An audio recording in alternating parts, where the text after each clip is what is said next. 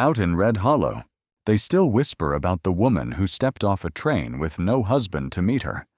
Just a boy in dust-covered boots and a truth too heavy for his young shoulders.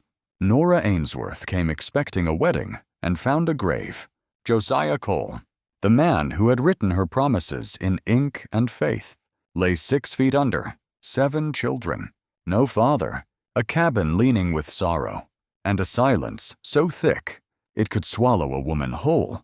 But Nora didn't turn back. She didn't cry. She unpacked her bags, rolled up her sleeves, and stayed, not because it was easy, because Ethan, the eldest, already carrying a man's burden, looked at her like she might be the last hope.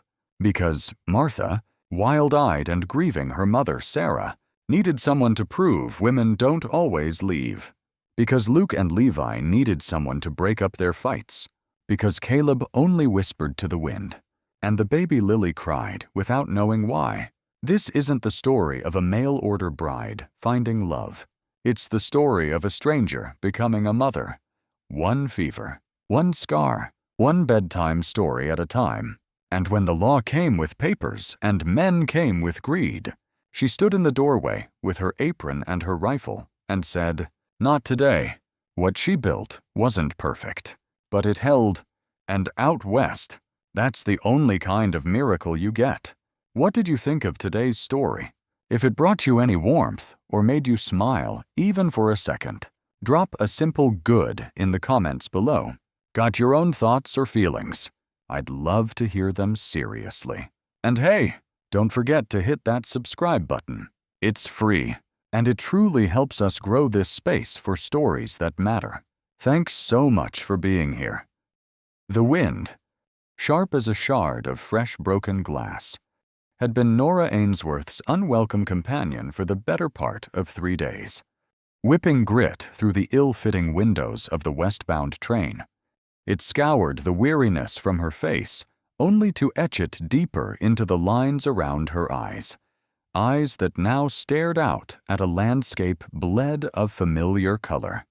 A raw, untamed expanse that mirrored the desolation in her soul.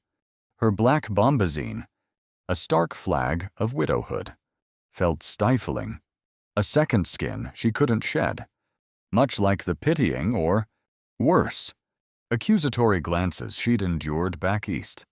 Daniel. The name was a ghost on her lips, a warmth that had flickered too briefly. Happy. Yes. Those months had been a sun-drenched meadow before the sudden, wasting sickness turned him to shadow and bone. Then came the solitude, the whispers that coiled like snakes in the quiet rooms of her old life. Such a young widow should stay and honor his memory, not go chasing. Lord knows what. Think she'll find another. And her still in mourning clothes. Each word a tiny pebble in the landslide that had finally pushed her west, pushed her towards a name scrawled on thin paper. Josiah Cole. His letters. She clutched her reticule, the worn envelopes within a fragile talisman against the encroaching unknown. Josiah hadn't been a poet. His words blunt, practical, yet they'd painted a picture she'd clung to like a drowning woman to driftwood. A good house, ma'am, tight-built against the wind, with a bit of land for a garden. Always figured a white picket fence, looking out over the valley. He'd written of 7 fat hens, clucking for their breakfast, eggs enough for a king, and of himself, a plain man offering a strong back, hands calloused. Aye, but a heart that's true, and looking for a kindness. He'd spoken of a small family needing a woman's touch, a phrase that had both intrigued and daunted her. A family, not just a husband, but the murmur of life. The laughter of children he'd hinted would chase the chill from any hearth. Could she, after Daniel, after the emptiness, could she dare to hope for such a thing? Could this Josiah Cole, this stranger of ink and paper, be the one to mend the broken pieces of her life? A greasy-haired drummer, smelling of cheap cigars and desperation, leaned into the aisle, his smile too wide, his eyes too bold. Lonely journey for a pretty thing like yourself. Ma'am, perhaps some company? Nora's gaze, cold as a mountain stream, met his. I find my own company preferable to that which is unsought. Sir. Her voice was low, cutting, and the drummer, after a moment of slack-jawed surprise, retreated with a muttered curse. Self-possession was a shield she'd learned to wield. The land outside continued its transformation. The gentle, rolling hills of the east giving way to jagged peaks that clawed at the sky. Forests of pine so dense they swallowed the light. A strange, wild beauty, a tremor of something akin to excitement, or perhaps just raw fear, ran through her. Pine Valley's stop was less a station and more an afterthought, a raw timber platform, a small, weathered shack with Pine Valley stop painted unevenly across a warped board. Dust, fine as milled flour, swirled with every gust. A handful of structures, slumped and weary, huddled in the distance, dominated by a false-fronted building that likely served as both saloon and general store. The air was thin, carrying the scent of pine and something else, something feral. A few local men, trappers by their buckskins, a pair of gaunt prospectors, their faces lost in sun-scorched beards, paused in their business, their eyes, hard and curious, lingering on the solitary woman in her city black. Her gloved hands tightened on her valise. Josiah, he said he'd be here, right here on the platform. A knot of anxiety, cold and tight, formed in her stomach. Then, a boy, no more than 13, maybe 14, but with the ancient eyes of an old man. He was whip-thin, his patched trousers ending well above his bare, dirt-caked ankles. A pair of boots, clearly a man's, lay discarded near the platform edge as if he'd given up the pretense of filling them. He moved with a hesitant stiffness, his gaze fixed on her. Ma'am. His voice was a reedy whisper, almost lost in the wind. Are you Mrs. Eleanor Ainsworth? A small sigh of relief escaped Nora's lips. Yes, child. I am Nora Ainsworth. She managed a smile, her eyes scanning the platform behind him. You must be Mr. Cole's son. The boy's gaze dropped to the dusty planks. His shoulders, already burdened, seemed to sag further. Yes, ma'am, I'm Ethan Cole. He swallowed. A visible effort. My pa, mister. Josiah. He stopped, the words choking him. Nora's smile froze. The knot in her stomach tightened into a vice. Where is he? Ethan.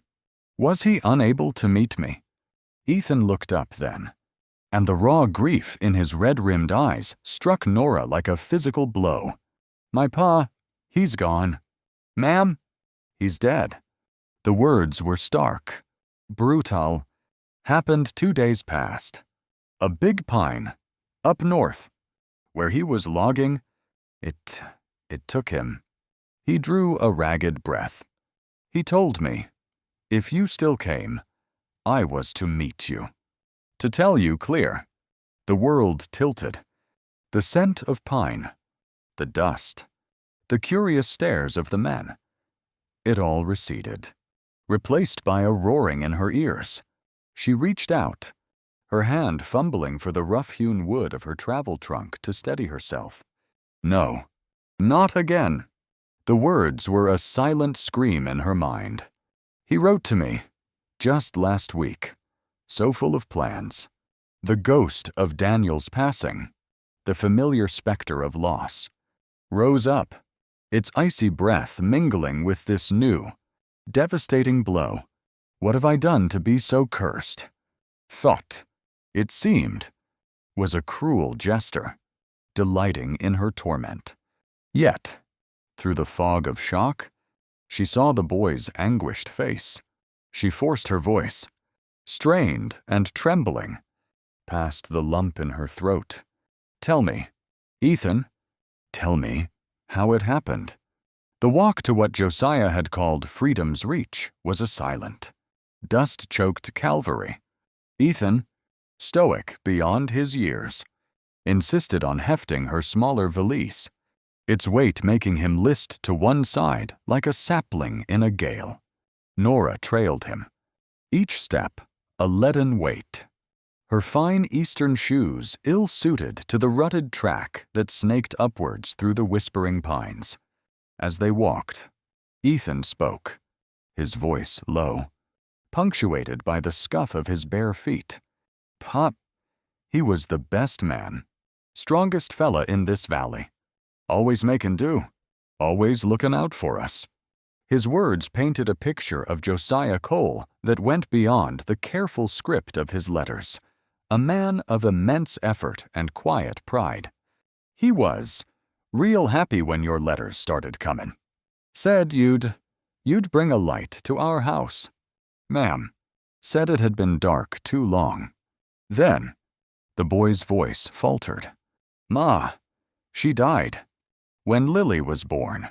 That's our baby sister. He gestured vaguely with his free hand. Pa, he had it hard after that. Real hard. He listed his siblings, the names like a litany of sorrow. Martha, she's 10. Thinks she's the boss. Now Ma's gone. Tries to be tough, but she misses Ma something fierce. Then there's the twins, Luke and Levi, 8, wild as March hares. The pair of 'em, but good-hearted underneath. Caleb, he's 5, scared of his own shadow, mostly. And Lily, she's just a babe. His voice cracked. We ain't got no one proper now. Nora's own shock began to recede, washed away by a rising tide of aching pity. She looked at Ethan, truly looked, at the thin shoulders bearing an impossible load, the grim set of his young jaw. Orphans, just like I felt when Daniel. No, I was a woman grown. These are children. Ethan stopped, turning to face her, his eyes searching hers. Pa knew he was going. Last thing, he grabbed my hand, said, "Son, you look after 'em. You hear me? You look after your brothers and sisters." And he said, "If Mrs. Ainsworth comes, you tell her everything, and tell her." His voice broke completely. "Tell her I'm truly sorry, ma'am, for bringin' you all this way for nothin'." Freedom's reach, when it finally emerged from a thick stand of old-growth pine, was a brutal counterpoint to Josiah's gentle promises. No white picket fence gleamed in the sunlight.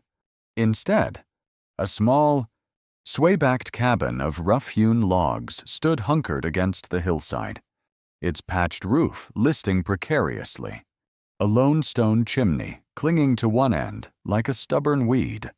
A straggling, broken-toothed fence enclosed a yard of bare, packed earth where a few scrawny chickens pecked despondently. There was a stark, mournful beauty to the place, the resilience of something that had clung to life against all odds. But it was a far cry from the haven Nora had envisioned. The air inside the cabin was thick with the smell of wood smoke, stale cooking, damp wool, and the undeniable, pervasive scent of too many unwashed bodies in too small a space. It was dim, the few small windows admitting only grudging slivers of light. Rough-hewn furniture, a table, a few stools, a sagging rope bed in one corner, spoke of profound lack. From a crude cradle fashioned from split logs, a baby's fretful wail cut through the gloom. And then, the children, A girl, perhaps 10 or 11, with tangled, straw-colored braids and a smudge of soot on her cheek, materialized from the shadows. Her eyes, startlingly blue and fiercely defensive, raked over Nora. In her small, chapped hand, she gripped a miniature rolling pin like a war club. Behind her, 2 younger boys, identical down to their wary expressions, peeked out, and a smaller child, barely more than a toddler, clung to the girl's skirt, his thumb jammed in his mouth. "Who are you?" the girl demanded, her voice high and sharp, deliberately challenging. "What do you want in our house?" Nora, weary to her bones, her spirit bruised, could only offer a truth that felt utterly inadequate. "My name is Nora Ainsworth. Your father, Josiah. He invited me to come. Our pa's dead." The girl's chin jutted out. "So why are you here? You come to take our place. Is that it? We heard about you down at the stop. Said you was some kind of bad woman." The words, likely twisted echoes of adult gossip, were delivered with childish venom. "Yeah," one of the twins piped up, emboldened. "Go away. We don't want you here." "Martha." "Boys, hush now." Ethan's voice, sharper than Nora had yet heard it, cut through the hostility. He set down the valise with a thud. Mrs. Ainsworth was Pa's friend. He wanted her to come. To help us. Martha rounded on her older brother, her small face contorted with suspicion and a grief too large for her frame. "You believe her, Ethan, after what Pa said about folks trying to take what's ours. She's just after the land. I won't let her." Nora felt a cold hand squeeze her heart. The open animosity in Martha's eyes, the fear in the younger children's, the squalor of the cabin. It was a tableau of utter despair. "What am I doing here?" A voice screamed inside her. "I should leave. Now." The first meal was an exercise in silent warfare. A few boiled potatoes, their skins papery and loose, and a thin, watery gruel that Ethan had stirred over the weak fire. Martha, with pointed deliberation, slid a chipped bowl containing the smallest, most unappetizing potato towards Nora's end of the rough table. The younger children, Luke and Levi, watched Nora with wide, apprehensive eyes, their small hands hovering near their own meager portions, mirroring Martha's unspoken defiance. Caleb, the little one, had buried his face in Ethan's side. Nora said nothing. The weariness was a physical ache, the grief a hollow echo in her chest. She reached for her own valise, the one Ethan had carried, and opened it. The scent of smoked bacon, a small, hard cheese, and a half loaf of dense, travel-sturdy bread wafted into the cabin, a stark contrast to the smell of poverty. Her voice, when she finally spoke, was low, carefully neutral. "I brought a few provisions for the journey. Perhaps we could share them. It's been a long road. I find I'm quite hungry." Martha's jaw remained set, but her eyes flickered towards the food, a spark of childish curiosity warring with her determined hostility. "We ain't needin' none of your charity." "Martha," Ethan protested, his face flushing. "Mrs. Ainsworth is offerin' kindly." He reached for a piece of bread Nora held out. "Thank you." Ma'am, a quiet rebuke to his sister. The sight of Ethan eating seemed to break some unspoken accord. Luke and Levi, after a hesitant glance at Martha, slowly extended their hands.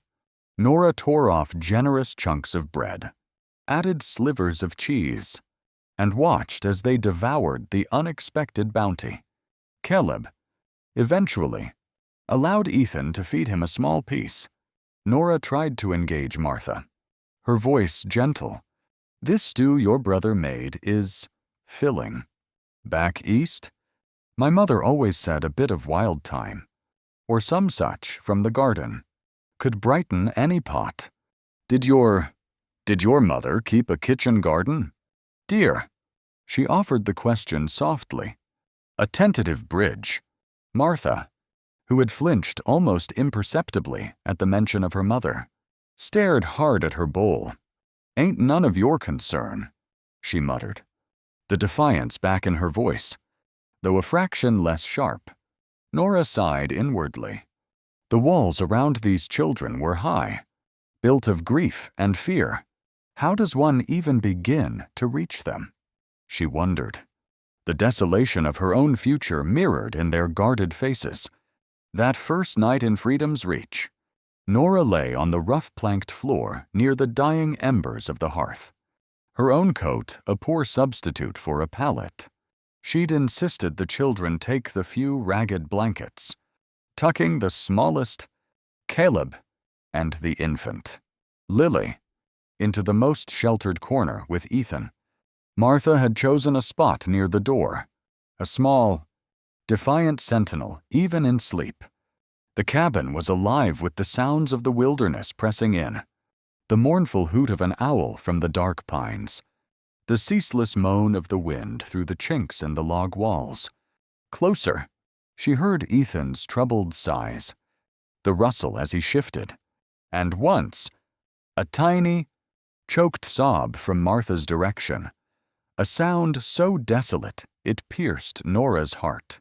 Her own mind was a torment. Leave. You must leave. This is not your burden. You came seeking a new life, not to inherit a broken one. The thought was a desperate, insistent drumbeat.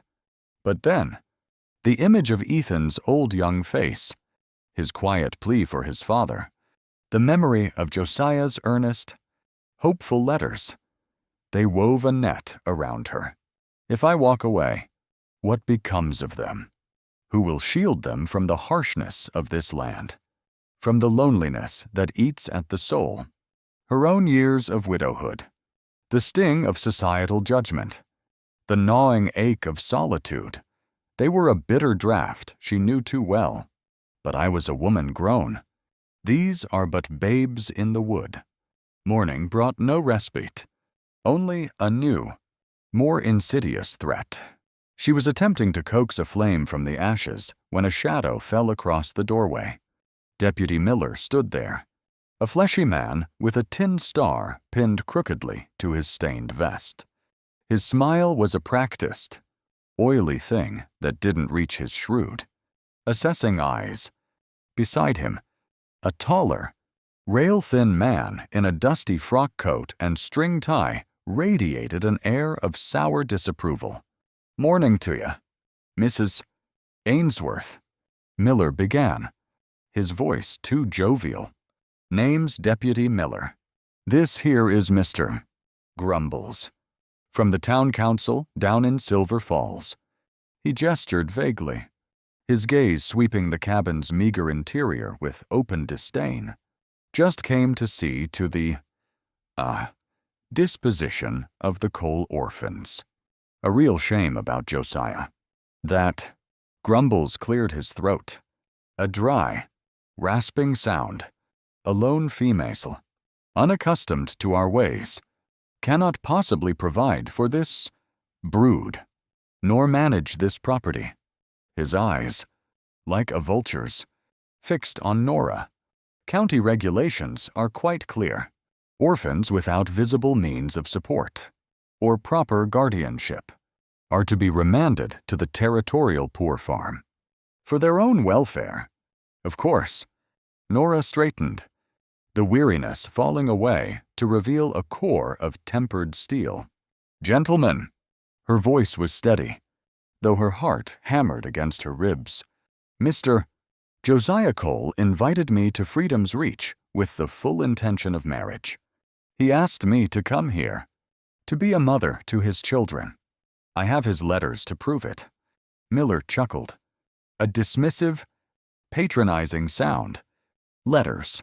Ma'am, meanin' no disrespect, but a letter ain't a marriage line. You got no legal standin' here. Fact is, he leaned in, his voice dropping to a conspiratorial murmur. This here property Josiah Cole homesteaded carries a rather hefty lien against it, owed to Mr.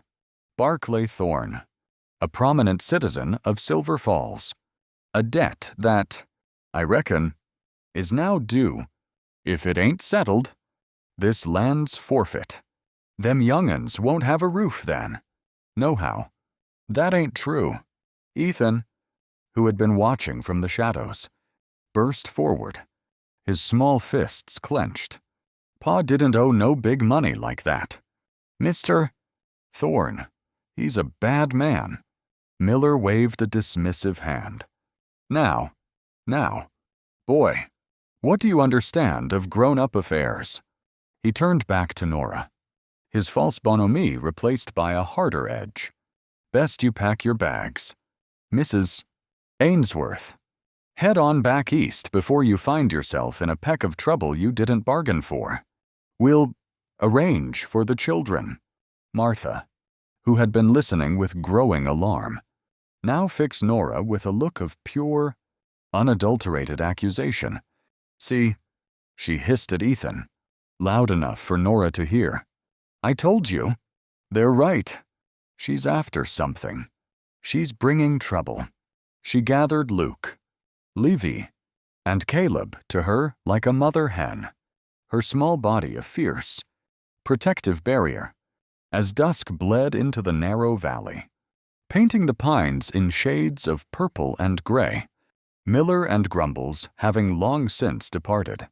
Nora was struggling to build up the fire for a meager supper. Ethan was outside, splitting kindling with a grim determination. Martha and the younger children remained huddled inside, their suspicion a palpable chill in the small cabin. Suddenly, the sharp crack of a twig alerted Ethan. Two figures emerged from the deepening gloom of the trees, moving with a predatory swiftness. They were rough-looking men, unshaven, their eyes hard and flat in the fading light. One, a burly man with a scar that puckered his cheek. Nora would later know as Gator Finn. They didn't speak. Actions, it seemed, were their preferred language. Finn strode forward and with a single, brutal kick, sent the bucket of water Nora had laboriously hauled from the creek spinning, its precious contents soaking into the thirsty earth. The other man, leaner and ferret-faced, snatched up the last scrawny hen from its roost near the woodpile, wrung its neck with a practiced twist, and tossed its lifeless body at Nora's feet. He then swaggered towards the cabin door, where Martha stood frozen, her eyes wide with terror. He leered, his teeth stained. Well now, what have we here? This little filly's got some spirit. Grow up a bit. She'll do fine down at Thorne's Saloon in Silver Falls. A raw, primal scream tore from Nora's throat. Grief, fear, and a sudden, incandescent rage coalesced into a single, desperate impulse. She snatched a piece of firewood, its end still glowing, from the edge of the fire pit and lunged forward, positioning herself between the leering man and Martha. Get away from her, you filth! Ethan, with a cry of his own, charged, swinging his kindling axe like a diminutive warrior. The ensuing scuffle was short, brutal, and utterly one-sided. Ethan was swatted aside like an annoying fly, sprawling in the dust. Finn grabbed Nora by the hair, yanking her head back, the burning stick clattering harmlessly to the ground. His breath, sour and hot, fanned her face. This here's just a friendly little warning. Lady, Finn snarled, his face inches from hers. This valley, it ain't got no welcome for you and Cole's brats. You get smart. You pack your eastern finery and you light out of Pine Valley. Before something real bad happens." He shoved her hard, sending her stumbling against the rough cabin wall. Then, as quickly as they'd appeared, he and his companion melted back into the trees. Silence descended, heavy and suffocating, broken only by Caleb's terrified wails and Martha's ragged, indrawn breaths. Even the twins were stunned into stillness. For the first time, the children had tasted the raw, unvarnished brutality of the forces circling their vulnerable lives. Nora, trembling, her scalp aching, pushed herself upright. Her eyes met Martha's. The girl's face was pale. Her earlier defiance shattered, replaced by a stark, uncomprehending fear. But in that fleeting glance, Nora saw something else too, a flicker of something other than suspicion, a tiny, almost imperceptible shift. Ethan, his face streaked with dirt and tears of rage, scrambled to his feet, his small body radiating a desperate fury. "I'll kill them," he whispered, his voice hoarse. "I'll kill Thorn." Later that night, long after the children had cried themselves into an exhausted sleep, Nora sat by the rekindled fire, the dead hen a grim testament on the table. The pain in her scalp was a dull throb. Her body ached. But beneath the fear, a different emotion was stirring, crystallizing into a hard, cold resolve. They thought they could frighten her away. This Barkley Thorne and his hired thugs. They thought she was just another soft Easterner, easily broken. She looked at the sleeping forms of the children, their innocent faces etched with the shadows of their recent terror. Josiah's promise, his hopes for them, for her, echoed in the quiet cabin. "They want to break us," she thought, her hand clenching into a fist. "They want to scatter these children to the winds, pick this land clean like buzzards on a carcass." A bitter smile touched her lips. "They don't know me." The desolation within her was still vast, but now it had a core of iron. "No," she whispered into the dying embers. "I'm not going anywhere. This is my place now. These are my children. And God help anyone who tries to take them from me." Gator Finn's sneering threat echoed in the silence, a promise of violence that clung to the thin cabin walls like the ever-present chill. Nora, though her own heart beat a frantic rhythm against her ribs whenever a branch scraped the roof or an owl cried too close, forced a facade of calm for the children. She moved with a deliberate purpose, her gaze sweeping the perimeter of their small clearing more often than she cared to admit. Ethan, his boyish frame taut with a man's resolve, had become her shadow, his hand rarely far from the sturdy hickory stick he'd whittled to a point.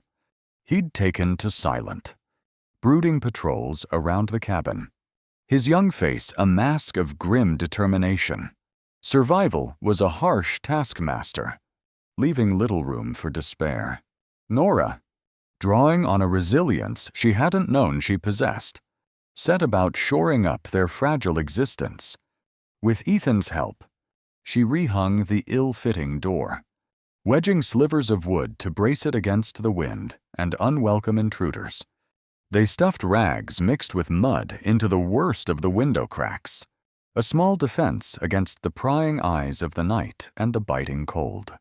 She scrubbed the floors with lye and sand until her knuckles were raw, chasing out some of the damp, musty odor, letting in more of the pale, thin sunlight. Food was a constant, gnawing concern. The memory of Finn slaughtering their last hen was a raw wound. "We can't just wait for Thorne's men to starve us out," she told Ethan, her voice low and firm, drawing on half-forgotten lore from a tattered almanac her father once owned, and a grim practicality born of necessity. She showed Ethan and a reluctant Martha how to fashion simple snares for rabbits and grouse in the pine forest that pressed in on their small homestead. Martha, for all her sullen silence, proved surprisingly adept, her small hands quick and clever with the twine and bent branches. She never acknowledged Nora's quiet praise, but a flicker of something, pride, would briefly light her guarded eyes before being quickly extinguished. One afternoon, a stout, dark-skinned woman with eyes that held both sorrow and a deep, abiding kindness appeared at their gate. She carried a covered pail and a small bundle. "Name's Maeve," she said, her voice a low rumble. Heard tell Josiah Cole's young'uns were in a tight spot, and a new lady trying to hold things together. She nodded towards Nora. "Josiah. He was a good man. Always a kind word. My Jacob. He worked timber with him sometimes." She offered the pail. "Got a bit of goat's milk from my nanny," for the little one. The bundle held a few precious yams and a handful of dried herbs. Ain't much, but starvation's a bitter seasoning. Auntie Maeve, as the younger children quickly dubbed her, became a quiet, steady presence. Her visits were infrequent, but always timely. A small beacon in their encroaching darkness. It was her goat's milk that Nora carefully fed to baby Lily, cradling the infant with a tenderness that was almost fierce. Caleb, who had initially hidden behind Ethan whenever Nora approached, began to watch her with wide, curious eyes as she cooed to Lily, his fear slowly giving way to a hesitant fascination. Evenings, by the flickering light of the fire, Nora would try to weave a different kind of magics. She'd tell stories, fantastical tales of brave knights and talking animals from her own childhood, or slightly embellished accounts of the bustling, far-off cities of the East, Luke and Levi, their earlier hostility forgotten in the face of such wonders, would sit rapt, their mouths agape. She even attempted to teach Ethan and Martha their letters, scratching crude shapes with a piece of charcoal on the cabin floor or on smooth pieces of bark. Ethan applied himself with a quiet intensity, but Martha would often just stare into the flames, her face unreadable. Martha remained Nora's greatest challenge, an impenetrable fortress of adolescent grief and suspicion. You don't have to pretend you care. She'd snap if Nora offered her a slightly larger portion of their meager stew, or mended a tear in her worn dress. We ain't charity cases. We can fend for ourselves. Yet, Nora often saw the girl's gaze linger on her as she cared for Lily, or when she patiently coaxed a smile from Caleb. The conflict within Martha was a palpable thing, a storm raging behind her shuttered eyes. One afternoon, Nora found Martha huddled in the cold shadow of the woodpile, clutching a faded, woolen shawl of a soft blue. Sobs racked the girl's thin shoulders. Nora approached cautiously, her heart aching for the child's raw pain. "That shawl," Nora said softly, her voice barely disturbing the still air. "It must have belonged to your mother. Martha, it looks like it was once very warm and very beautiful." Martha started, her head jerking up, her eyes red and swollen. She clutched the shawl tighter, as if Nora meant to snatch it away. "Don't you dare touch it. This was my mother's. It's all I have left of her." Nora didn't retreat. She sat on a nearby log, her hands resting quietly in her lap. "I know, child," she said, her voice infused with a profound empathy. "And I know your mother must have loved you all more than words can say. I see that love in you. Martha, I see it in the way you watch over your brothers, in how you protect Lily, even when you're trying so hard to be angry." The girl stared at Nora, her tear-streaked face a mask of confusion. The fight seemed to drain out of her, leaving behind a bewildered vulnerability. She offered no reply, only turned her face away, her shoulders still trembling. But the invisible wall between them, Nora sensed, had developed its first, almost imperceptible crack. The crack, however, was not yet a breach. A few days later, a simmering resentment in Martha, a fierce, protective jealousy for her mother's memory, boiled over. Nora had been trying to make the small, dusty attic space above the main room more usable for storage. Martha, watching Nora handle some of her mother's old, packed-away belongings, felt a fresh wave of anger. She's trying to erase Ma. The thought, ugly and potent, festered. Later, unseen, Martha pried at one of the rough wooden rungs of the ladder leading to the attic, loosening it just enough. She didn't mean for anyone to get truly hurt, only to frustrate Nora, to make this impossible task of mothering them so unbearable that she would finally give up and leave them to their grief. It was Caleb, small and adventurous, who paid the price for Martha's bitter act. Chasing Luke in a rare moment of boisterous play, he scrambled onto the ladder. The loosened rung gave way with a sickening crack.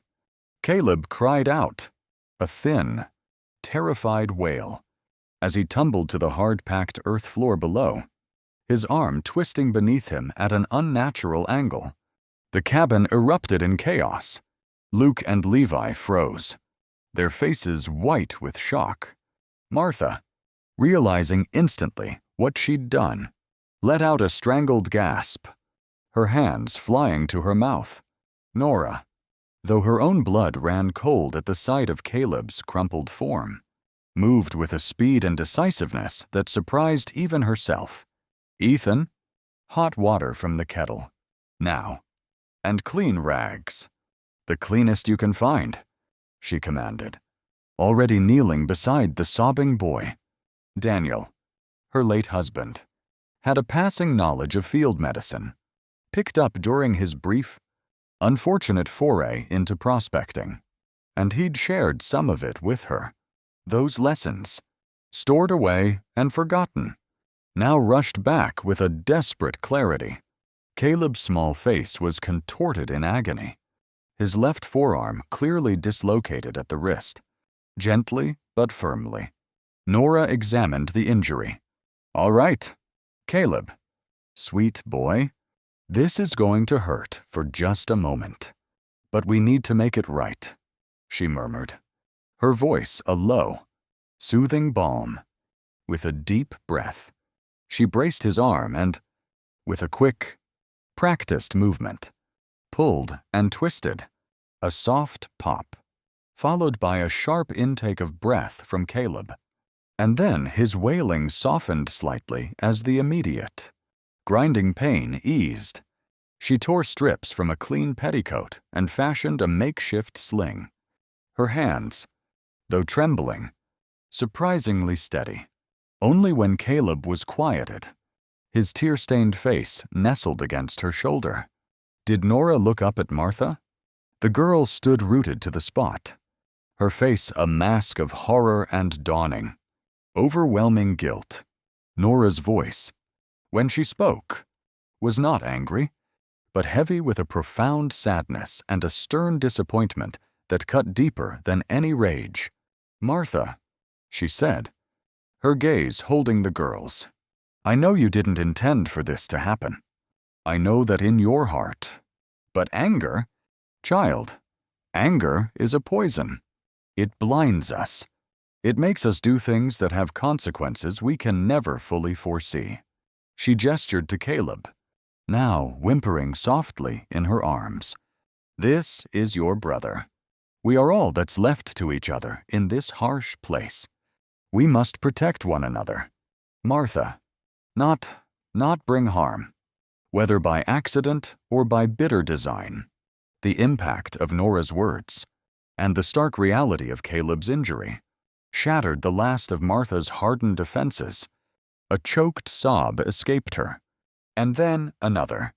This wasn't the sharp, defiant anger Nora had seen before, but the broken sound of true remorse. For the first time, Martha looked at Nora not with hostility or suspicion, but with a confusing mixture of fear, shame, and a reluctant, dawning gratitude.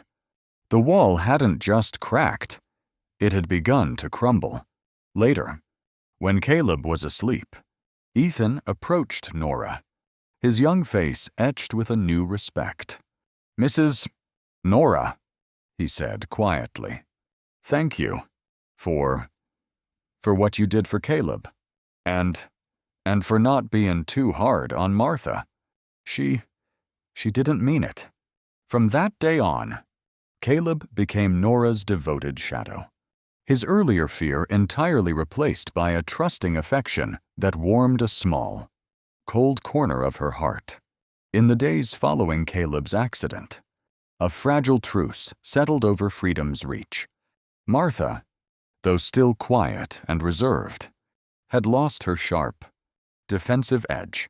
She helped Nora with the chores without complaint, her eyes often following Nora with a new, uncertain expression. It was during one of these shared tasks, a reluctant effort to bring some order to the dusty attic where Caleb had fallen, that they made the discovery. Tucked beneath a pile of moth-eaten blankets and discarded tools, half hidden in the gloom, was an old, brass-bound wooden chest. Dust lay thick upon it, and cobwebs draped it like a funeral shroud. "Pa's old sea chest," Ethan breathed, his voice filled with a sudden awe when Nora called him up. He and Martha had rarely been allowed into its mysterious depths. With a shared glance, a sense of solemn anticipation filling the small space, Nora and Ethan together lifted the heavy lid.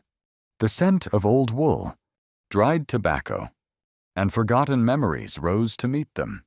Inside lay the humble relics of Josiah Cole's life.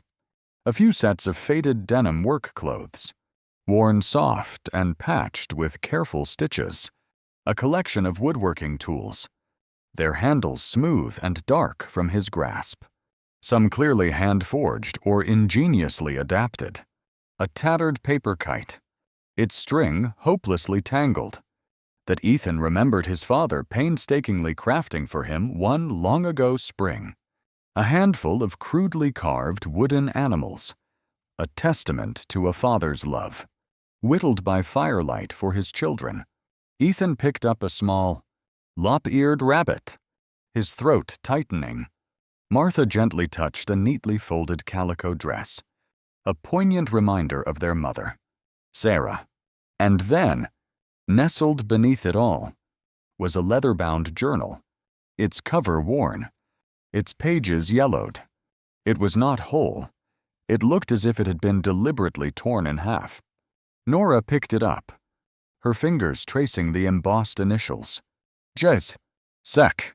With Ethan and Martha peering over her shoulders, she opened it. Josiah's script, bold and surprisingly neat, filled the pages. His words painted a portrait of a man wrestling with love, loss, and a looming dread. There were entries filled with an aching tenderness for my Sarah, his late wife. "Sarah, my dearest heart, you were the sun that warmed my world. Now that sun has set, and I am left to wonder how a man alone can keep the chill from so many small souls." He wrote of her courage, her laughter, her sudden, tragic death birthing Lily, a wound that clearly had never healed. Later entries spoke of his own failing strength, of nagging pains after a logging mishap the previous year. "The weakness in my back returns more often now. I fear my time is shorter than I would wish. I must find someone to care for my lambs when I am gone." Then, Nora's name appeared, Mrs. Eleanor Ainsworth, of Boston. They say she is a good woman, a widow who has known her own share of sorrow. Perhaps Perhaps she will understand. Perhaps she will find it in her heart to love my children as I have. I pray to God she has a compassionate spirit. There were sketches, plans for a sturdier fence around the cabin, a new, larger chicken coop. He was always planning things, Ethan whispered, a tear tracing a path through the grime on his cheek. One passage, clearly written with a premonition of his own demise, was addressed directly to his children. My dearest Ethan, Martha, my little ones, if you read this, know that your father loved you more than life itself. Be strong for each other. Love each other. And if Mrs. Ainsworth has come, listen to her. I have a feeling in my soul that she will be a good mother to you. Martha's breath hitched. She stared at the words. Her earlier defiance completely gone, replaced by a look of profound, dawning understanding. Pa, he wanted her to be our mother. The question was a silent tremor in her eyes. Nora's own eyes welled. This man she had never met, this Josiah Cole, felt suddenly, intensely present. His hopes, his fears, his love for these children. They reached out from the faded ink, binding her to him, to them, with an unbreakable cord. She was not merely a mail-order bride who had arrived too late. She was the recipient of a sacred trust. Then, a chilling entry. I have entrusted a part of a secret, a vital part, to my brother Marcus. If the worst should come to pass, Ethan, you must find him. What he knows, it may be your only hope to hold on to freedom's reach. That, and the debt of gratitude owed to us by Silas McGregor. Beware Thorne. Barclay Thorne and his cronies in Silver Falls circle this land like wolves. They smell weakness. The words were heavy with a desperate, helpless anger. The fragile peace wrought by shared grief and nascent understanding was shattered less than a week later. Deputy Miller returned, not alone this time, but accompanied by a stern-faced woman in a severe black bonnet, Mrs. Elvira Higgins, who introduced herself as representing the concerned citizens and moral guardians of Pine Valley and the Silver Falls Township. Her gaze, cold and disapproving, swept over Nora and the children, lingering on the cabin's rustic state. Mrs. Ainsworth. Mrs. Higgins began, her voice as starched as her collar. After careful consideration of your circumstances, the committee has determined that you are patently unsuited to the task of raising these poor, unfortunate orphans. She sniffed. You have no demonstrable experience in child-rearing on this scale, no visible means of financial support, and frankly, this dwelling is hardly conducive to proper moral and physical development. Miller, rocking back on his heels, arms crossed, chimed in, his earlier pretense of sympathy gone. And, like I told you before, ma'am, that debt Josiah Cole ran up with Mr. Barclay Thorne. It's come due. Papers are drawn. If that money ain't paid in full within 7 days, this property will be sold at auction. The children, he added, with a deliberate, callous emphasis, will be wards of the county, placed in the poor farm. It's the law. You can't, Nora cried, stepping in front of Ethan and Martha, her hands clenched. This is their home. Josiah, he broke his back for this land. You have no right. Martha, standing beside Nora, watched the exchange, her young face pale but her eyes burning with a new, fierce understanding. The blatant injustice, the thinly veiled greed in Miller's eyes, the cold condescension of Mrs. Higgins. It was all starkly, cruelly clear. These people weren't here to help. They were here to destroy. The next day, as if to underscore their threats. A different man, lean and hard-eyed, rode up to the cabin. He didn't dismount, merely leaned down from his saddle and thrust a folded paper into Nora's hand. "Official notice from Mr. Barclay Thorne," he drawled. "7 days. Then this place ain't yours no more." He spat a stream of tobacco juice near Nora's worn shoe and rode off, leaving a pall of dread hanging in the crisp autumn air. The document, with its official-looking seals and threatening legal jargon, felt like a death warrant for their hopes. That evening, as the children huddled around a meager fire, their faces etched with a fear that mirrored Nora's own, Ethan suddenly spoke, his voice tight with a desperate recollection. "Mrs. Nora, Pa, he told me more about Uncle Marcus." He looked up, his eyes pleading. He said Uncle Marcus ain't just a gold seeker. He knows things about the earth, about what lies hidden deep down. Pa said, Freedom's Reach has a secret that only Uncle Marcus can help us find. He said it was our only real hope. Mrs. Nora, our only way to keep this place, to pay whatever debt Pa truly owed, Mr. Thorne." Nora retrieved Josiah's half-journal, spreading it on the rough table. She and Ethan scanned the pages again under the flickering lamplight. There, beside a mention of Marcus Cole's last known whereabouts, a mining camp called Whisperwind Creek, Josiah had drawn a strange, looping symbol, almost like a coiled spring, and beside it, the cryptic words, "The heart of the mountain sleeps, but its pulse is strong. M knows where to listen." A desperate gamble began to form in Nora's mind. They couldn't just wait for Thorne to tighten his noose. "Whisperwind Creek," she murmured.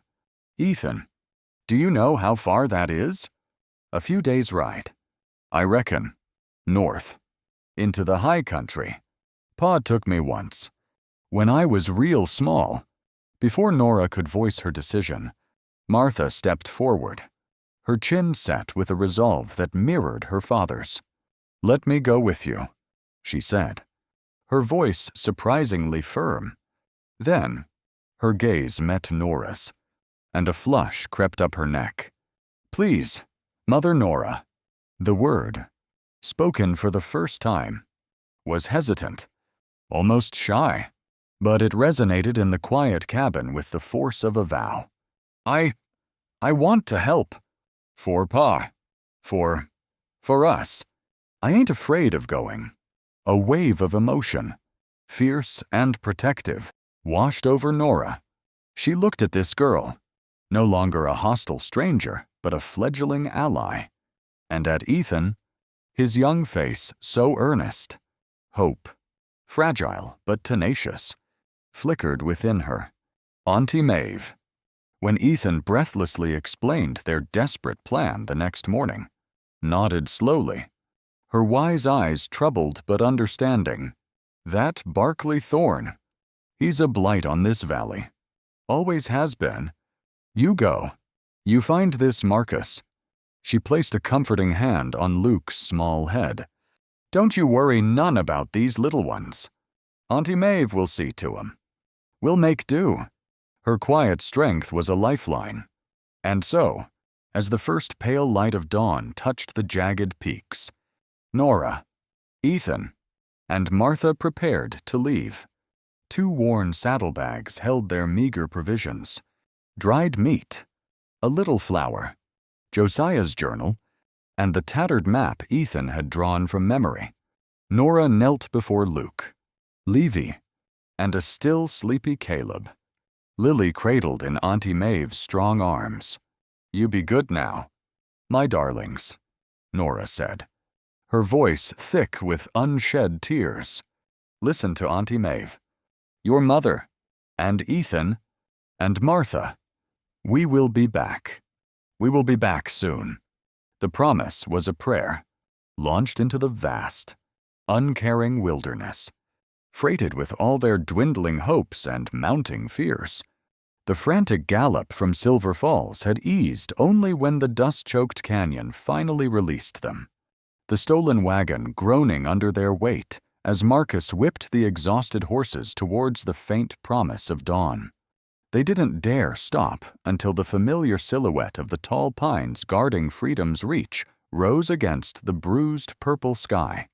Exhaustion was a leaden cloak over Nora's shoulders, her body aching, her mind a maelstrom of lingering terror and a hard, new-forged resolve.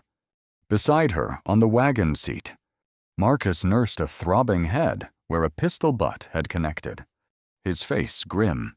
In the back, Ethan, though outwardly stoic, cradled an arm wrenched during the melee, his young eyes reflecting the horrors he'd witnessed.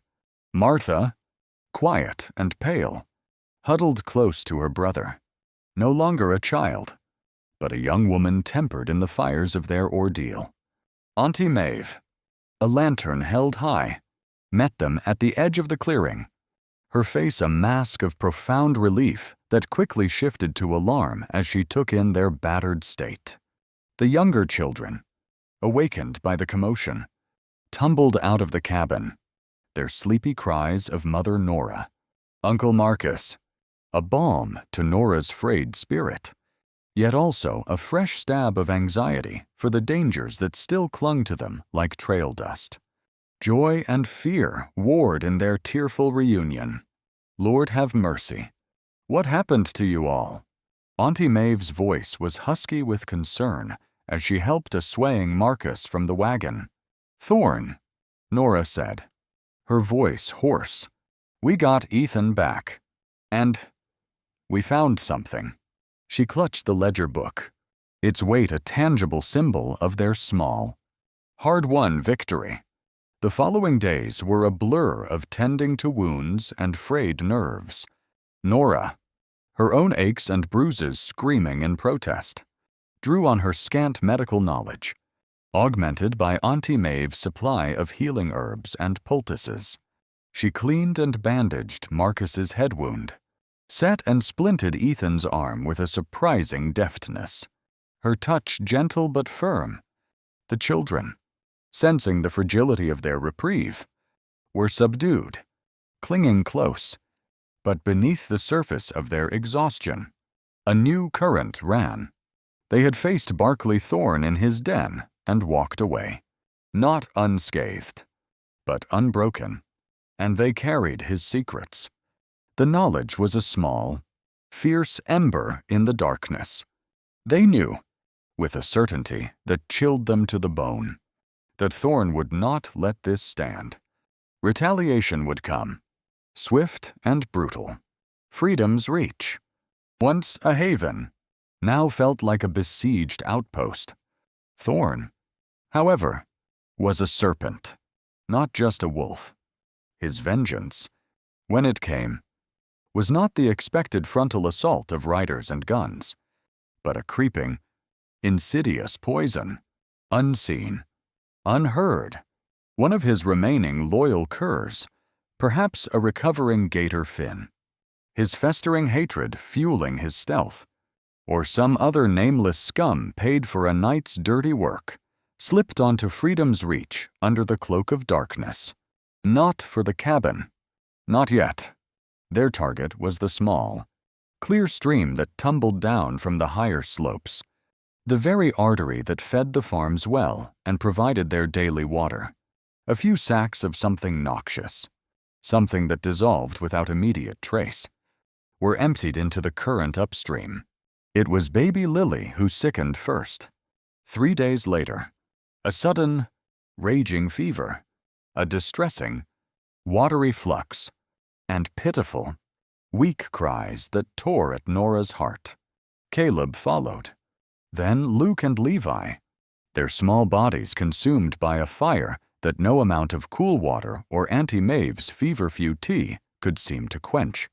Soon, Martha, her face flushed and eyes overly bright, succumbed, and finally Ethan, his already weakened system an easy target. The illness spread with terrifying speed, its symptoms escalating: violent nausea, racking cramps, a debilitating weakness that left them listless and pale. Nora, her own body heavy with a strange weariness she fought to ignore, felt a cold dread coil in her stomach. This was no common aegis, no seasonal flux. This was something malevolent, something unnatural. Marcus, who had been slowly recovering but now felt a resurgence of weakness and a persistent, metallic taste in his mouth, voiced her unspoken fear. He dipped a cup into the water bucket, sniffed it, then touched a finger to his tongue. His face hardened. "Nora," he said, his voice grim. "This water, it ain't right. Hasn't been for 2, maybe 3 days. There's a bitterness to it." Under the surface, Nora stared at him, her eyes wide with a dawning, sickening horror. "The stream! Oh, dear God!" Her mind flashed to Thorn, his face contorted in fury as they'd fled Silver Falls. "Barclay Thorn," she whispered, the name a curse on her lips. Could he truly be so vile as to do this? To poison innocent children? The answer was in the burning skin of her family, in their weak, tortured cries. He could, and he had. The cabin at Freedom's Reach became a Lazar house, each breath drawn in an atmosphere thick with suffering and the cloying scent of sickness. Marcus, though fighting his own battle against the poison's grip, was too weakened by his earlier injuries to offer more than sporadic, grim-faced assistance. Auntie Maeve, her face etched with worry, came daily, her presence a small comfort, her knowledge of herbs helpful but ultimately insufficient against this unnatural scourge. The burden of care fell almost entirely on Nora. Sleep became a forgotten luxury, a distant shore she could not reach. She moved like a wraith between the pallets where the children lay, mopping fevered brows, coaxing sips of clean water hauled now from a distant, hopefully untouched spring Marcus had vaguely recalled, changing soiled linens, murmuring words of comfort she scarcely felt. Her hands, perpetually damp, trembled with exhaustion. Dark, bruised hollows appeared beneath her eyes, the edges of her own vision sometimes blurred, a strange lethargy tugging at her limbs. But she fought it back with a ferocity born of sheer terror. These children were her heart, her soul, and she would not, could not, let them slip away. She pored over Josiah's journal, hoping against hope for some forgotten remedy, some note about local plants with healing properties. Nothing. She racked her brain, trying to recall every scrap of folk medicine her mother had taught her, every remedy Daniel might have mentioned. The knowledge was frustratingly vague, like trying to grasp smoke. Driven by a desperate urgency, she ventured into the surrounding pine forest, a basket on her arm, her eyes scanning the undergrowth for anything that matched the hazy descriptions in her memory. She knew the risks: wild animals, or worse, Thorn's men perhaps still lurking, watching, but the image of Lily's tiny, fading form, of Caleb's labored breathing, spurred her onward. Each rustle of leaves, each snap of a twig, sent her heart lurching into her throat. "Daniel, Josiah," she prayed, her lips moving silently, tears streaming unheeded down her dirt-smudged cheeks. "Help me. Show me. Don't let them die. Please, not again." Martha, despite the fever that consumed her, fought to remain lucid. Propped against the wall, her breathing shallow, she watched Nora. She saw the endless toiling, The raw fear that Nora tried so desperately to conceal. The unwavering, almost superhuman determination. Every last vestige of her old suspicion, her childish resentment, dissolved in the crucible of Nora's selfless devotion. This woman, this stranger her father had chosen, was fighting for their lives with every fiber of her being, sacrificing her own strength, her own health, without a word of complaint. Love, fierce and unconditional, bloomed in Martha's aching heart, intertwined with a profound, soul-shattering gratitude. Though racked with chills and nausea, Martha tried to help in small ways. She'd reach out a trembling hand to steady the cup Nora held to Levi's lips, or whisper a few hoarse words of comfort to a whimpering Luke. Her own suffering momentarily forgotten. The crisis came on the 4th night of the illness. Baby Lily, her tiny body almost translucent, her breath a mere flutter, began to cool. Nora, cradling the infant, felt the life ebbing away, a cold tide pulling her under. A strangled sob escaped her. She was failing them. She was losing Josiah's littlest lamb. It was then, through the haze of her own fever, that a memory surfaced in Martha's tortured mind. Fragmented, dreamlike, but suddenly, desperately vivid. Her mother, Sarah, her face gentle and concerned, leaning over her. Martha, a small child, burning with a similar fever, her mother's cool hand on her forehead. And then, the taste of something bitter, earthy, forced between her lips. A specific plant, a low-growing shrub with distinctive silvery green leaves and tiny, almost invisible purple flowers. Her mother had called it feverbane or some such. It grew, she remembered with a flash of painful clarity, in a small, damp hollow near the old lightning-struck oak, a place she hadn't visited in years. A desperate resolve, fueled by Lily's fading breaths and Nora's despairing face, surged through Martha. She had to try, waiting until Nora, utterly spent, had slumped into a moment of exhausted, shallow sleep beside Lily's cradle. Martha summoned every last ounce of her waning strength. Trembling, her head swimming, she pushed herself to her feet. Each movement was an agony. She crept out of the cabin, the cool night air a shock against her burning skin. When Nora awoke with a start a short time later, a primal sense of wrongness jolting her from her stupor, the first thing she noticed was Martha's empty palate. Panic, cold and sharp, clawed at her throat. Martha. She stumbled outside, her heart pounding, calling the girl's name into the uncaring darkness. She found her, not far from the cabin, collapsed at the edge of the woods, beside a clump of low-growing shrubs. Martha was unconscious, or nearly so, her face ashen in the moonlight, but clutched tightly in her small, dirt-stained hand was a handful of silvery green leaves. Martha! Oh, child, what have you done? Nora knelt, gathering the girl's limp form into her arms. Martha's eyelids fluttered open. Her voice was a thread, barely audible. Mother, she whispered, the word no longer hesitant, but a soft, definitive claim. Mother Nora, the leaves. Mother Sarah. She used them, for the fever. Saved me. Her eyes closed again. Nora stared at the leaves, then at Martha's slack face. Sarah's remedy, a mother's forgotten wisdom, passed on through the fevered memory of a child.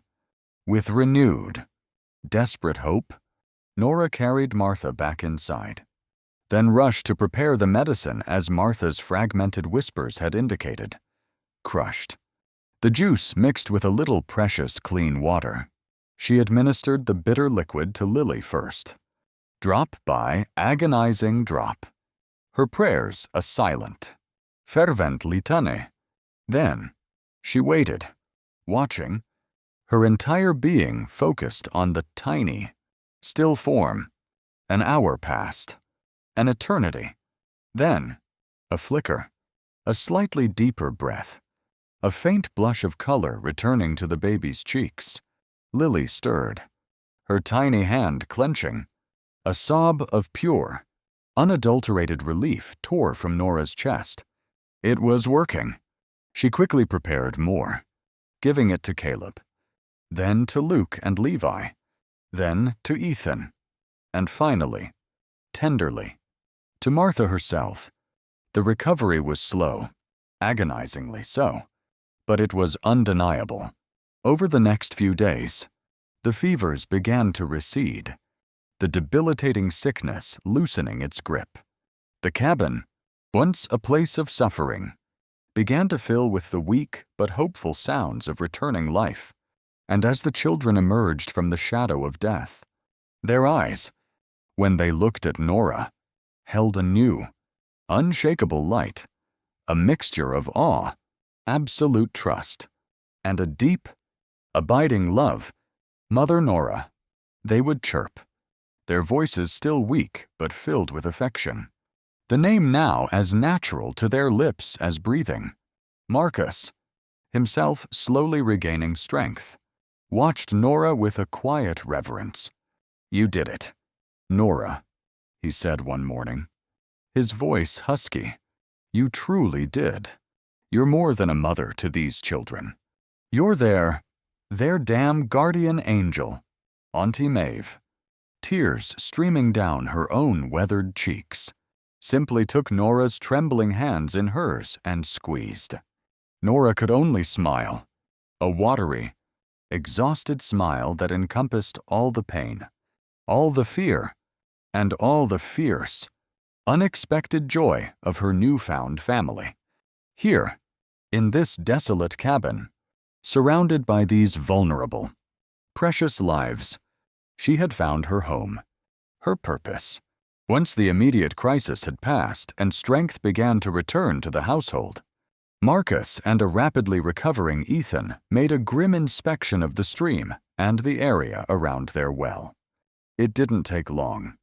Hidden beneath a tangle of wild vines, not 50 yards upstream from where they drew their water, they found them, 2 rotting burlap sacks, still emitting a faint, noxious odor, and the faint, discolored residue of a crystalline powder on the nearby rocks.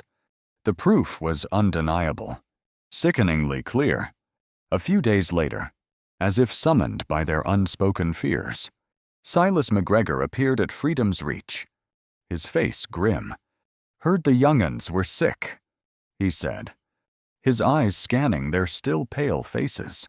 "Figured Thorne might try something low. He's not one to take a beating lying down." He brought more than just concern. "Word is, Thorne's cooking up some legal papers. Nora says Josiah defaulted on more loans. Forged documents, most like. He's got Deputy Miller in his pocket, and he's aiming to get a court order to seize this place by week's end. Sick children or no." Silas also brought whispers from Silver Falls, tales of Thorne intimidating other smallholders, of sudden, unexplained accidents befalling those who crossed him. The noose was tightening. They couldn't wait for Thorne's next move. That evening, gathered around the rough-hewn table, Nora, Marcus, Ethan, and now Martha, her newfound maturity shining in her steady gaze, they laid out their arsenal. Josiah's 2 journal halves, telling his story of hope and betrayal, the incriminating ledger from Thorne's office, the physical evidence of the poisoning, and Silas McGregor's damning testimony. "We can't just defend," Nora said, her voice quiet but firm, the weariness in her eyes overshadowed by a steely resolve. "We have to attack. We have to take this to someone Thorne can't buy or bully." "Marshall Reed," Marcus said, County seat's 2 days' ride. But he's got a reputation for being straighter than most. If anyone will listen, it's him. The decision was made. They would go to Marshal Reed, lay bare Thorne's villainy, and demand justice, not just for themselves, but for Josiah, for every life Thorne had blighted with his greed. Before they set out on this momentous journey, there was a quiet moment, a pause in the storm. The 5 children, from Lily now gurgling happily in Nora's arms to Ethan standing tall and resolute beside Marcus, were gathered close. The fear that had been their constant companion for so long had receded, replaced by a quiet confidence, an unshakable faith in the fierce, loving woman they called Mother, and in the small, resilient family they had become. Nora looked at each of their faces, her heart swelling with a love so powerful it almost took her breath away. "We have faced down wolves and serpents," she said, her voice resonating with a strength she hadn't known she possessed. "We have walked through fire and flood, and we are still standing. Together," she smiled, a genuine, hopeful smile. "This time will be no different. We will face what comes. For your father's memory, for this home he carved from the wilderness, and for the future that, I swear to you, we will claim as our own." The children looked up at her, their eyes shining, their small hands reaching for hers. They were a family, forged in adversity, bound by love and loss, and ready, finally, to fight for their dawn. The 2-day ride to the county seat, towards Marshal Sterling Reed, was a taut wire of vigilance. Nora, Marcus, Ethan, Martha, and Silas McGregor moved like shadows, avoiding main roads. The evidence they carried a heavy, precious weight. Barclay Thorne, however, was a spider with an extensive web. Alerted to their desperate gambit, he dispatched a new enforcer, Pike, a man with eyes like chips of ice and a posse to intercept them. Deputy Miller, a false warrant in hand, rode with them to lend a grim mockery of law to Thorne's murderous intent. The ambush was sprung in a narrow, rock-choked pass. Pike's men materialized, rifles glinting. "Fancy meeting you here?" Pike sneered at Nora. "Mr. Thorne sends his regards, and a request for his property." Miller, flustered, waved his paper. "Ainsworth. Cole, I have a warrant for your arrest. Slandering Mr. Thorne." Marcus spat. "That paper's as worthless as you." Miller, "We're the ones with proof of Thorne's crimes." Nora, shotgun steady, added, "Step aside." Miller, "We're seeing Marshal Reed." Pike signaled, "Take 'em." "Get the ledger." Gunfire erupted. Marcus shoved Nora and Martha to cover, his Colt blazing. Ethan, rifle spitting, fought beside him. Silas, with surprising agility, brought down an attacker. Nora fired the shotgun, its blast echoing, providing covering fire as Martha coolly supplied Ethan with ammunition. They were outmanned, but desperation lent them a savage fury. Just as Pike rallied his men for a final, overwhelming rush, a disciplined volley of shots tore into the attackers from the mouth of the pass. "Hold your fire, Marshal Reed." A commanding voice boomed. Marshal Sterling Reed, tall and resolute, flanked by 3 deputies, had arrived. Pike, stunned, hesitated. Marcus's Colt barked, and Pike went down, clutching a shattered shoulder.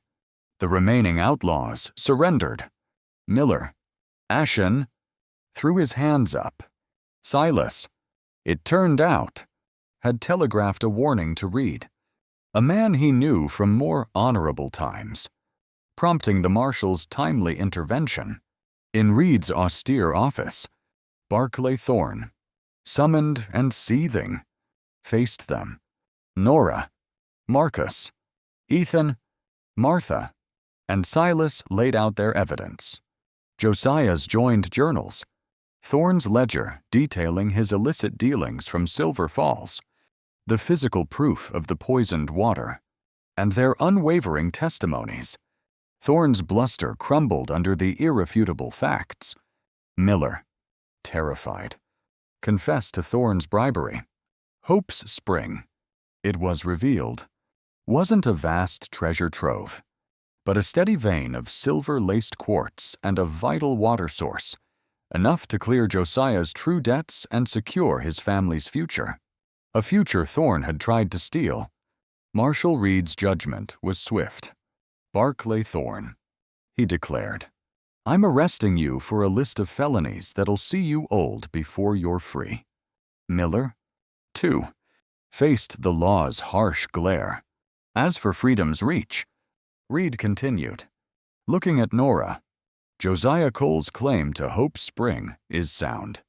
The land is yours, free and clear. Tears of relief streamed down Nora's face. Justice, hard-won and precious, was theirs. Their return to freedom's reach was met with cheers from Auntie Maeve and other good folk of Pine Valley. News of Thorne's arrest was a cleansing wind. Marcus stayed for several seasons, helping establish Hope Spring and the farm. His bond with Nora and the children deepened into steadfast kinship before he eventually resumed his own journeys. Promising frequent returns, Silas McGregor found a peaceful haven with the family. His old battles finally over, life at freedom's reach flourished. The cabin expanded, gardens thrived, and the laughter of children. Ethan, strong and responsible. Martha, capable and compassionate. The twins, boisterous and bright. Caleb, quiet and confident. And Lily, healthy and cherished, filled the days. Nora, no longer the haunted widow, but Mother Nora, found a profound peace. Years later, life was settled. A young woman named Liza, desperate and clutching a small child, appeared at their gate. Nora, her heart expansive, welcomed her. You didn't come here to be saved. Liza, Nora said gently. Martha already at Liza's side with comfort. Ethan with water. You came here to remember you're worth something. And here, everyone is worth something. Freedom's reach had become a true sanctuary. Nora, older now, her hair silvered, often sat on the porch with Marcus during his visits, watching her grandchildren play where Josiah had once only dreamed a fence might stand. In the combined Cole-Ainsworth journal, she penned her final entry. This house, Freedom's Reach, was not built on luck. It was built on sorrow, watered with tears, but mortared with love and the stubborn refusal to surrender. If you, stranger, find yourself at its gate, weary or broken, know this: no one here was born to fortune. Each of us chose to stay, chose to love, chose to build when there was nothing. So, if you are lost, hungry, or unsure if this world still holds a hand that will not let you fall, then come. There is always shelter here, always a place at our table, always a welcome. We have you. The legacy of Freedom's Reach, she knew, was the enduring strength of a family forged in fire, a treasure beyond all reckoning. What did you feel after hearing this story? Did it bring you a moment of quiet, a spark of hope, or maybe just a lump in your throat you didn't expect? Let me know in the comments. I read every single one. And if you've got a story of your own, or just a thought you want to share, this is your place. And hey, if this story meant something to you, even just a little, consider hitting that subscribe button. It's free, and it helps keep stories like this alive. Thanks for listening. Thanks for feeling. And thanks for staying all the way to the end.